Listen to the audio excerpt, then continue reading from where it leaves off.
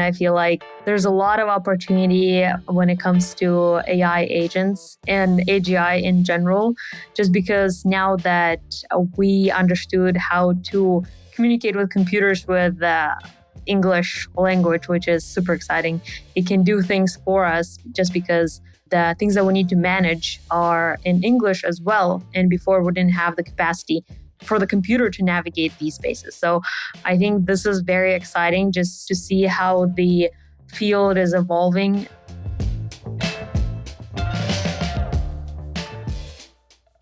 Hi, Meri. Thank you for joining me on the show. Hi there. Thank you for having me. Brilliant. So just to begin with, can you tell me what is natural language processing? Sure. So natural language processing is one of the fields in AI that solely focuses on helping and enabling computers understand, interpret, process, and even generate these days human language. Okay, nice. Pretty broad. Do you want to tell me some ideas of things that you can do with natural language processing or with text data in general? Sure. You can parse text. You can understand the semantic meaning behind it. You can even generate these days, as I said. So there are many use cases that that NLP has. It's a broad topic. Okay, and so in a business context, how might you make use of natural language processing?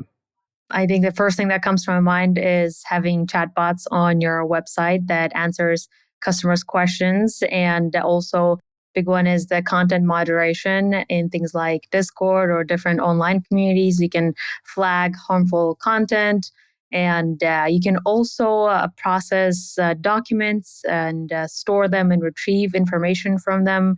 And yeah. So I like the idea of just chatbots and processing documents, like two very common business cases. But it seems like these things have been around for quite a while now. I mean, certainly we've had chatbots for at least a decade. So how has the advent of sort of powerful generative AI changed the field? That's a big question, I think, because nowadays we are living through it, and every day we see these new models coming up, especially within LLMs. And not that many people realize this, but I feel like this is one of the most exciting times in the history of AI, just because we have seen so much of transformation in the field, and not only in NLP specifically, but in every other field, which makes it even more exciting. But generative AI specifically made us finally able to create large amounts of text data, which we couldn't before with regular machine learning and NLP specifically models, because before it used to be only about parsing, understanding, or just classifying a piece of text. And these days, you can be a lot more creative because nowadays you can generate lots of data, which is super exciting. Okay, yeah. So I think certainly like classifying text is a fairly standard use case. It's been around a long time. But now having these sort of more creative conversations, it's going to improve the quality of your chatbots and things like that. Okay, so since you've got all these sort of wealth of like traditional NLP techniques, and then you've got the new generative techniques, when might you want to use one or the other? Like when do you actually need these new powerful tools? Yeah, this is a great question because I feel like these days everyone is just obsessed with LLMs and they want to patch it on every single business problem that you have. But I feel like it's generally a very wrong approach because these models are quite expensive. And if you do not have a justified business problem that you want to tackle, I think you need to still stick to the traditional models that which can help you with just clear and simple tasks where you can see patterns. And like, for instance, if you take spam detection in the emails, you don't have to use LLMs to say, hey, this is spam or not, when you only have to say yes or no, basically. So I feel like people are just jumping too fast on the LLMs when there's so many great options that you should be using beforehand. Okay, yeah, certainly I can see how just trying to use an LLM for a spam filter, that might be a bit overkill. So do you have a heuristic for when you might want to choose one technique or the other? I generally try to stick to approach when if I need something creative, which is interesting, and I think it's controversial because we originally wanted AI to take on the mundane tasks, but nowadays we see a lot of it just involving creative tasks like generating articles. And just actually yesterday, I saw Google's app that's called Notebook LM, and they generate podcasts like these based on the text. And I feel like it's very creative, but uh, at the same time, many people are sad that we are basically giving all these models all the fun. But yeah, this is the heuristic. So whenever you have, let's say, very simple task with clear patterns like classification or detection, then you might want to stick to traditional models. Okay, yeah. So that podcast one is particularly interesting. I have had to play around with Notebook LLM, and it seems to be a recurring theme on this podcast that guests come on and tell me that I'm about to be replaced by AI. It's very worrying. Well, I have to say, I think my job's kind of secure. Sometimes I stutter, sometimes I ask a stupid question, and that way, it's like a proper human artisanal product. Not just AI perfection. Okay, all right. So if you need creativity, then that's the case when you need to use sort of more generative techniques, something a bit more powerful. Um, so one of the grumbles I keep hearing is that actually, once you start putting things in production, generative AI gets quite expensive. So does cost factor into your consideration for like what tools or techniques you want to use for NLP? It's interesting because if you want to have your own custom LLM built, it would probably cost you around $2 million to say the least. And that's just training part. But when it comes to inferencing, it's another whole cost that you need to cover. So if you have novel ideas that you want to tackle and you feel like that can justify your business model, then sure, go ahead and build your own model. But many people cannot afford that. And again, if you're trying to build a feature that simple models can tackle, then I don't think the cost can justify itself. So yeah, I think it depends on the use case. Okay, so in general, you probably want to start with the cheapest. Actually, I'm not sure whether it's the right round. Do you start with the cheapest tool and then see if it works, or do you start with the tool that's going to give you the solution fastest and then see how expensive it is? Like, what is there a order to which you would pick things? I think it depends not on the cost of the tool itself, but rather how much does running that specific approach would cost you, because running, again, the LLM would mean a lot more computational load and also a lot of data that you would want to store for your pre-training and fine-tuning purposes. But with simple models, like even not just simple, but like even previous neural networks that we worked with, like BERT, uh, they uh, they just differ in the order of like thousands of like magnitude in terms of like the cost. And yeah, I think it's worth having those first. Just related to this, I suppose like how well the model performs is going to be an important decision here. So how do you go about evaluating the performance of, I guess, let's start with the traditional NLP models. Like what constitutes success? Is it like is there an accuracy measure, or what would you say constitutes good performance? I think these days people focus a lot more on evaluating the LLM systems and the which is part of NLP, of course, but they focus a lot more on evaluation these days, just because these are non-deterministic systems that we have never dealt with before, especially in the production environment, and it can cause all sorts of failures, including security related ones too. Just yesterday, I watched a video where a guy basically went on live and tried to have a simple SQL-like injection attack, but this time it was through the chatbot. So what he did was he just typed in the question, trying to get the schema of the database of that company. So his end goal was to get the revenue for that month, I believe. And LLM basically gave out all the answers to him, even though there were security measures, basic security measures that had to do with LLMs, but still we're trying to figure out how to make them more not only deterministic, but also safe to use. And I think it's still an open-ended question. And there are many benchmarks and evaluation modules that different companies offer. For instance, LangChain, since the course that I've been making with DataCamp is with LangChain, they have their own frameworks that anyone can use on Langsmith. And there are other frameworks as well, of course, which has to do with more like RAG systems. I think the one that I was teaching in the course is from RAGAS framework. And it has, I believe there are 4 different metrics, the main ones, which had to do with faithfulness and precision and recall. They sort of are relevant to the traditional metrics, but of course they have to take into consideration of the stochastic behavior of the LLMs. Okay, yeah, so that seems like a very interesting thing, and maybe we'll get back to LangChain and Langsmith and things like that in a moment. But you mentioned the idea that generative AI, these LLMs are probabilistic, so you're going to get a different answer every time.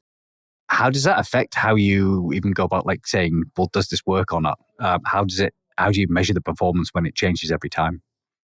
I think there's also benchmarks for LLM's performance without having to look at the task specific metrics.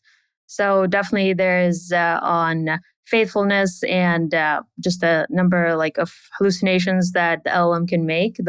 There are benchmarks that evaluate purely the LLM's performance. Okay, all right. So there are some tools out there that might be slightly more complicated than just the sort of traditional thing where you've got a single number as an answer. Okay. So you mentioned some of the tools you've been working with when you were teaching how to work with LLMs in your course. So do you want to talk me through like what's the current tech stack for working with LLMs? Then what are the different tools you use? I think everyone has their own tech stack when it comes to LLMs, just because also the number of models, the open source models that we have in Hugging Face is around hundreds and hundreds of thousands of them. And it becomes a task of just like understanding which one that works best for your use case. And everyone has their own way of deploying those models into production. But mainly, it depends on the database that you're using. And in our case, it's the vector store that you're choosing. There are many third-party vector stores that you can use. And that's number one. And also the retrieval systems that you're putting in place. And in the course, we're going over sparse and dense embeddings that dictate the type of retrieval that you'll be using. And so what else?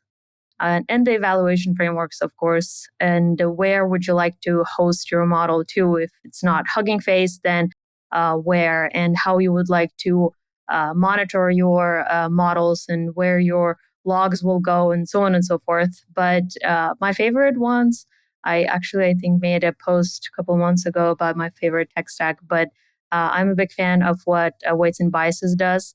I think they have a great environment and great support. Other than that, there are many options like on Hugging Face. Hugging Face is one of the most available and the just popular ways to deploy your models. And Okay, cool. So we got some sort of vector store to store all your data for the fact retrieval, and then you mentioned you need somewhere to host your model. So it's something like Hugging Face. You mentioned Weights and Biases as well, which I presume it's also like a model tracking platform. And then there was some sort of evaluation framework as well. So lots to go there. Maybe we'll start with like the vector stores. So do you want to tell us a bit more about what are these vector stores and how do they fit into the whole AI system?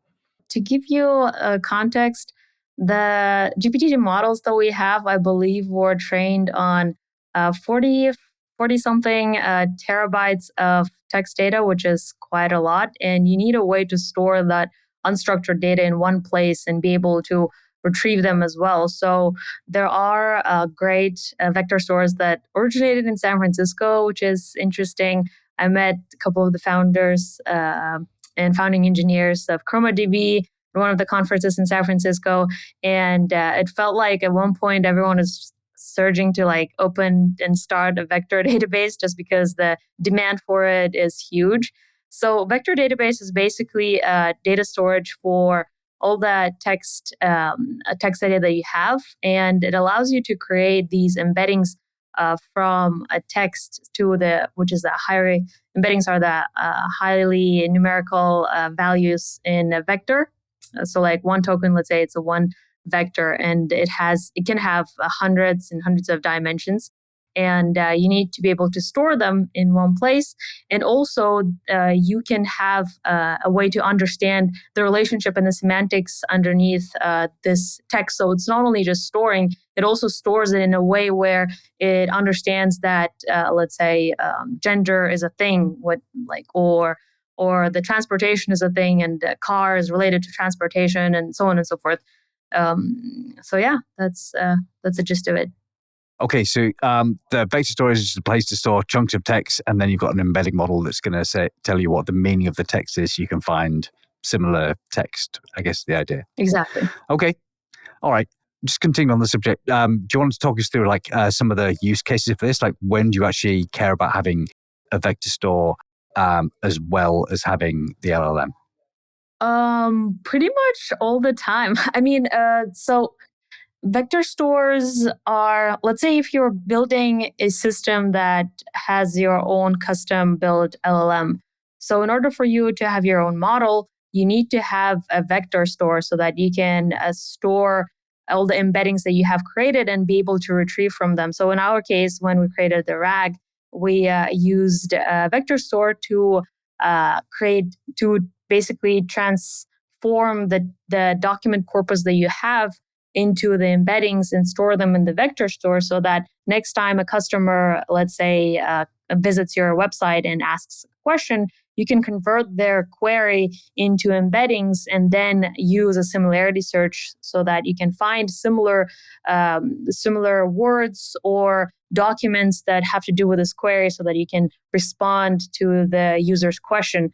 And that's the case with RAG, at least. You need a vector store. But in other cases, you need it to store your training data and fine-tuning data as well. But if you're just using a third-party API, you definitely do not need a vector store. You just need to have good prompts and work with them. Okay, so really, it's any kind of use case where you have to have some kind of fact retrieval. I guess the big use case is about reducing hallucinations, right? So it's like if you want to work with a document or you want to have a chatbot or whatever, then it's going to involve this retrieval augmented generation at some point. Yes, not only reducing the hallucinations, but also having a way to integrate your own proprietary data into your LLM system so that you do not need a human to be able to answer customers' questions. Okay, I like that. Yeah, so avoiding humans, I guess. It's a bit of a double-edged sword there. It's like if that's your job is to answer questions, then being replaced by the AI is kind of hard. But also, if you're just answering the same questions over and over again, then maybe better done by a bot rather than making you go crazy answering the same questions over and over. All right. So actually, I think this leads nicely into talking about the, sort of the organizational side of like working with text. At the point where you start talking about, well, maybe AI is replacing humans in some place, that sort of suggests that some of your processes are going to change. So once you start working with these newer generative AI tools, if you are an AI engineer or a natural language processing scientist, then talk me through how your workflow is going to change now. Interesting. I think the title of AI engineer actually became a lot more popular since the advent of LLMs. Just because now, before it used to be a ML engineer or NLP engineer or computer vision engineer. But these days, I guess when people say AI engineer, it's very generic, actually. I think I would put even ML engineer title underneath the AI engineer. There's a huge debate on this. That's why I'm quite specific about this. But the workflow, I think it depends again on the domain and how are you implementing LLMs. But I would say if you've never worked with LLMs and you would like to start working with them, it depends on choosing the type of path that you're taking. For instance, again, training and having and hosting your own model is a completely different workflow than let's say finding and searching for an open source model and fine-tuning it for your specific tasks that you wanted to perform. And the third one is just, again, finding the cheapest third-party API and integrating it into your system. Those are three different things. And I believe the skill set does also depend on that, because the first one demands a lot more of the scientific deep learning, understanding of deep learning concepts and how to process large amounts of data. Those other two, I think, more related to engineering side and deployment side and system design side, as well as just having great prompts. So yeah, it depends on the approach you take. Okay, yeah, so that's interesting that although AI engineer is the very kind of, it's becoming a very popular job title, there's actually lots of different things involved in that. So messing about with PyTorch to create your own models or fine-tune models, that's a very different proposition to just calling APIs. And I say just calling. I don't to mean that as a job skill. So, but if you're calling APIs and pulling in or just making use of other models, then that's again a different skill. Okay, so in general, you mentioned that AI engineer is kind of, or at least part of it is the same thing as a more traditional machine learning engineer. How do you see all these roles changing at the moment? Interesting. I think that's the $1 million question. Just because I write for aspiring AI engineers and machine learning engineers, and that's one of the top questions they ask. It's what kind of skills that we need to prepare, and what especially those who are graduating from master's or bachelor's degree and are trying to get their first jobs. I think a lot of it has to do with the strategy that you choose. But the one thing that does not change is if you have a specific domain expertise and then sort of adapting your skills to that domain, that would definitely give you a competitive edge in any scenario. But if you are looking at the skills as an engineer themselves, I would say just understanding these concepts are super important, because if you're trying to deploy, again, non-deterministic systems and you do not know how they behave and how are they created and what are their dependencies and the outputs look like, then I think it will be really hard for you to even understand the opportunities that it has.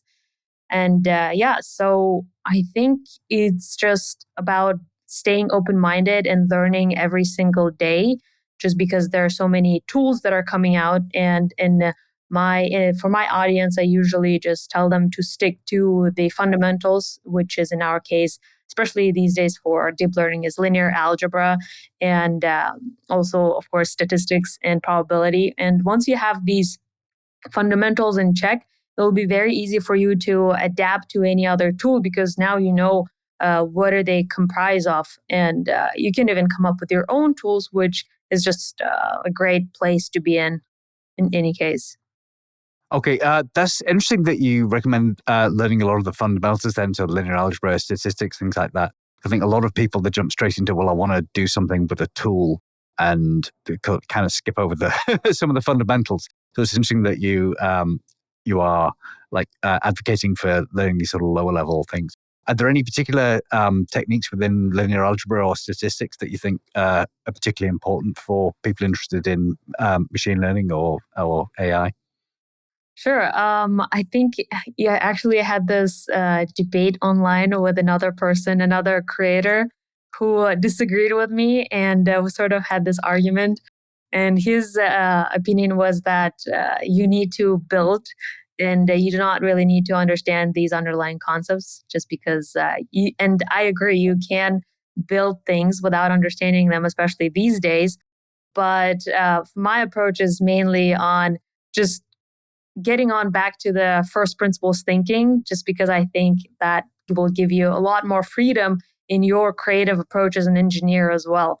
And I believe in our world of like following the trends and just especially these days when you have these transformers and large language models that can do almost like everything. I feel like people forget that these architectures have also been created quite recently, and it does not mean that it's the only path forward. In fact, there are many architectures that have been invented alongside neural networks in the past, but have been forgotten.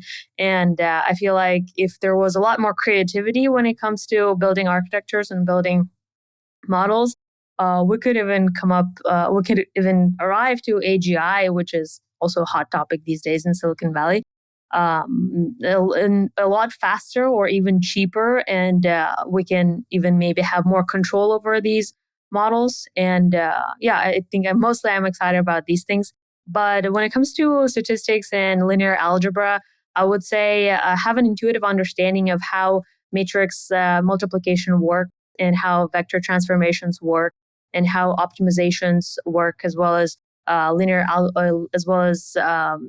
calculus, understanding derivatives, and basically how the rate of change happens in these models. And what else? In statistics, it's causal statistics, and statistics is mainly for traditional machine learning. However, with neural networks, it's mainly linear algebra. And people think it's very complicated, but I believe it's just the notation that scares many people away.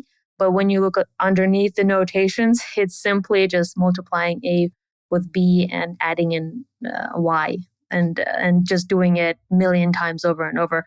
And I think that's it. I love that idea that, linear algebra is just multiplying, adding numbers at its core. Dead easy, really. So that is some, I can certainly see how understanding that actually everything with a neural network is basically just matrices underneath and some optimization routines. So having a basic understanding of those is going to be quite helpful. Okay, so you mentioned that people aren't very creative in their architectures, and some of the sort of traditional machine learning techniques are getting ignored or forgotten about. What do you think people are missing out on? Like, what are the most undervalued machine learning techniques at the moment then? That's an interesting question. I have I have a co-founder, and his name is Kostya, and we are both building Break Into Data, which is our community for machine learning engineers and data professionals in general. And when I met him for the first time, he influenced a lot of my thinking and a lot of my just thinking around machine learning in general. And the first time I met him, he was telling me a lot about Fourier transforms and how you can process audio without text, and how you can combine and mix these algorithms and formulas together and just come up with a completely different approach. And I really liked his way of thinking, because that, like, before meeting him and just understanding his way of thinking, it was mostly just learning pre-existing frameworks and just strictly following those to get results. And I finally understood that you do not have to be locked in these conventions to solve even the same problems. And for me, we started working and just researching about symbolic AI and how you can integrate symbolic AI with knowledge graphs and sort of create this entity that can understand things not in a way of statistics, where you have large corpus of data, but rather have it behave just like a human brain does, which is just accumulating knowledge over time and having these understanding the relationship between things, and that's why knowledge graphs are there too. So I think there's just a lot of it comes from math these days, but even nowadays you can just use Python and nothing else but Python, and come up with start with just like simple algorithms. And the way he taught me to do this is just come up with a recommender system that just like links your relatives to one another, and just understands the relationships between them, and so on and so forth. So like having these like small challenges will make you creative, and also will make you understand the practical implications of what and opportunities of what you can create. Okay, yeah. So lots of very cool stuff. I do like that idea of having.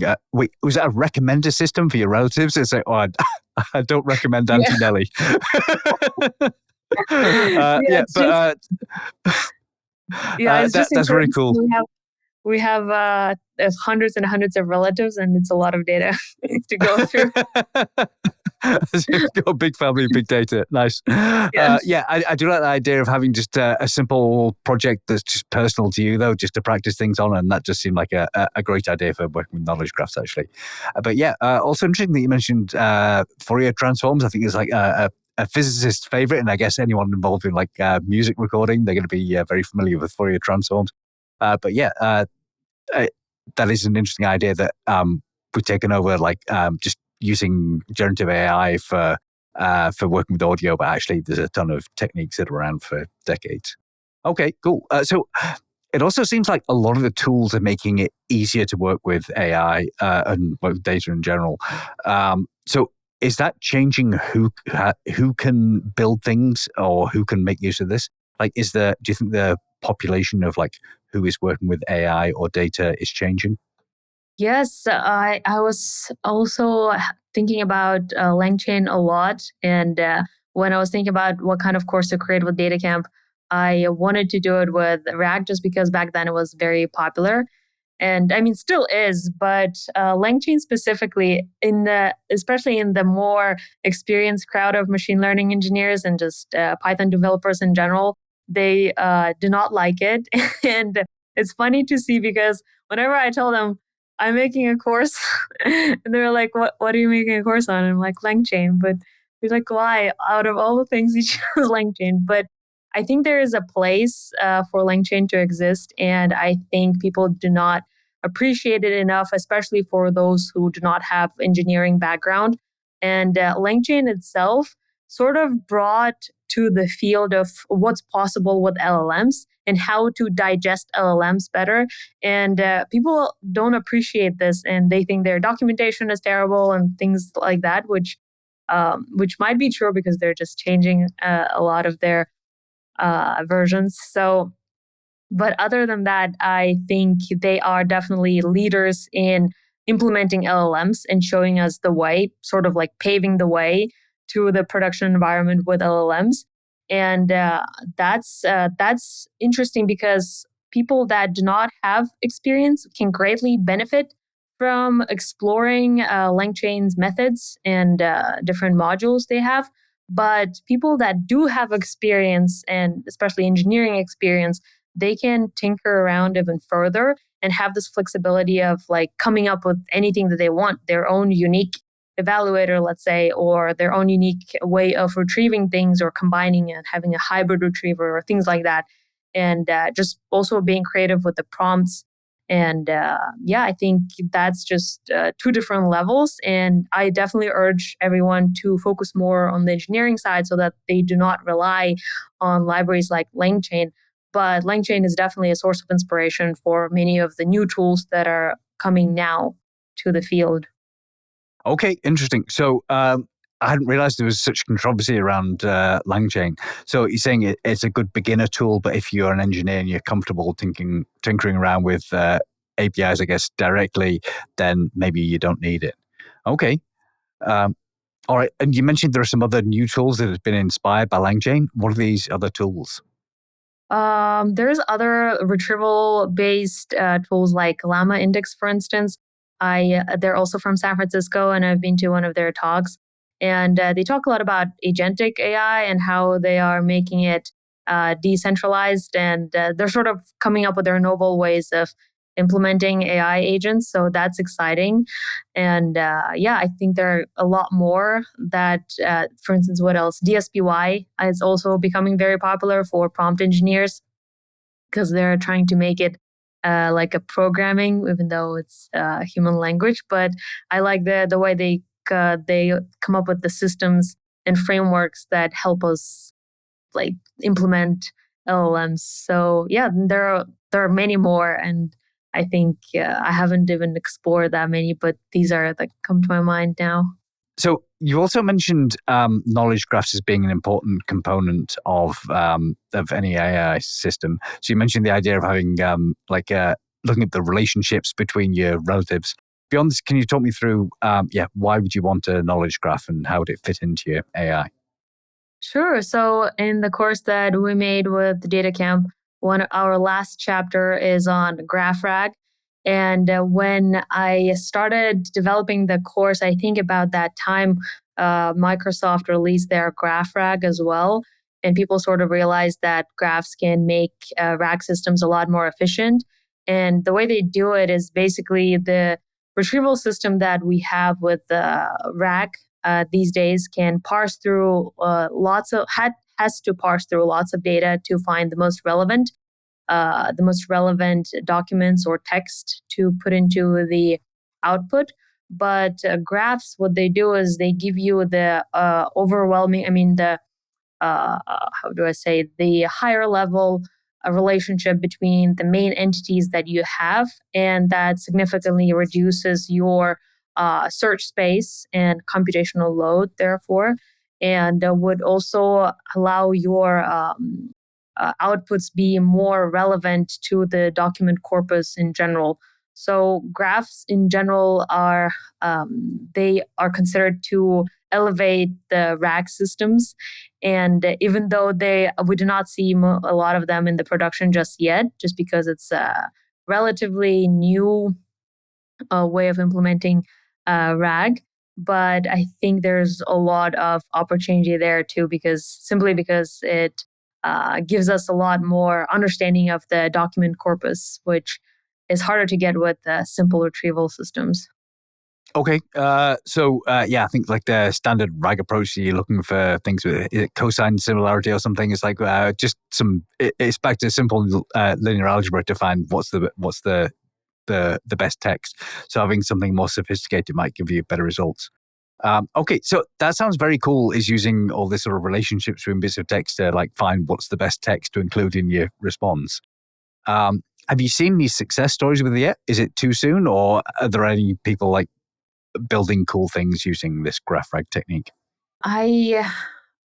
Especially for GraphRag, I haven't seen as much like blogs from big tech or any startups yet. I've seen lots of tutorials on this. I feel like this is relatively new approach, and people were kind of skeptical about this, just because it adds another layer of complexity when it comes to dealing with your database, and not that many people are ready to get to that. But other than that, outside of RAG, knowledge graphs have been popular since a long time now, decades. And one of the popular implementations of knowledge graph is Google also having, I think they had a couple hundred millions of nodes and facts stored in their database around just historical facts on musicians, writers, and so on and so forth. But other than that, I haven't really seen any implementations in the production, but I'm excited. I feel like they will come out soon. All right, so it's an open space for anyone wanting to be first to build something. Okay, cool. So some good opportunities there. I guess if you want to build your own search engine as well. All right, Takeover would be the next Google.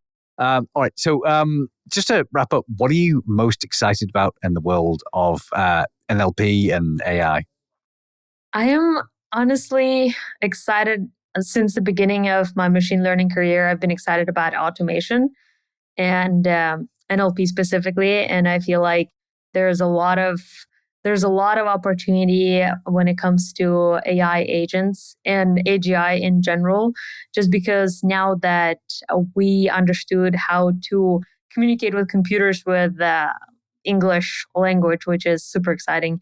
It can do things for us just because the things that we need to manage are in English as well. And before, we didn't have the capacity to navigate or for the computer to navigate these spaces. So I think this is very exciting, just to see how the field is evolving, especially in San Francisco. And I go to lots of hackathons, and they always come up with the novel ideas of how to automate your browser related tasks, or have your own assistants, AI based assistants that manage everything for you, respond to your emails, schedule your calendar, and make decisions even for you, just based on the facts that they know about you, and just also having it as a companion, I think it's very underestimated. Just because I am a huge advocate for CPTSD and ADHD, and most of my time is just having this like my prefrontal cortex trying to understand what's the next priority and making the decision is really hard, especially if I do not have anyone to analyze the situation. So I just take a ChatGPT and I'm like, okay, here's the facts that I have right now. Help me digest this and make the best decision. And we just go through one by one. And sometimes I'm just like, wow, this is crazy. It simplifies my life. And I know that I can use this tool anytime I want. And it's just wonderful. And I feel like people are still not using it enough. There are so many use cases that we have for this amazing technology that we are still discovering. And I feel like this is a nice era for us to experiment, and that's my favorite place to be. It's just the constant experimentation and finding things of how to use this technology to make our lives better. That's actually a very cool use case. I like the idea of, particularly if you have ADHD, is just having something to just help you make decisions and sort of take away having brain fog and just things go around in your head. You just got someone to chat to. It's like a more advanced rubber duck, I guess. Someone to give you a response. Do you have any more use cases like that? Just for AI in day-to-day life? Oh, interesting. I mean, I use AI a lot in terms of especially content, just because I'm a content creator. And I feel like before AI, if I was I was not a content creator before AI, by the way, which I to this day I'm like, oh my gosh, how did these people come up with like ideas, and how did they edit their text and things like that? But these days, it just makes my workflow so much more enjoyable. And sometimes I can just like have this creative duo with AI where I tell a joke and then I ask it to tell a joke that's similar to this joke, and then I just have this loop of like funny jokes, and that's the way I create content, especially for memes. But yeah, I think it's a great mirror of your own imagination, and I'm really grateful again to be alive during this technological advancements. That's it's a good way to wrap up there. Really grateful to be alive with in this amazing time. It truly is an amazing time. All right, thank you so much, Meri, for your time and your thoughts. Thank you so much, Richie, for having me.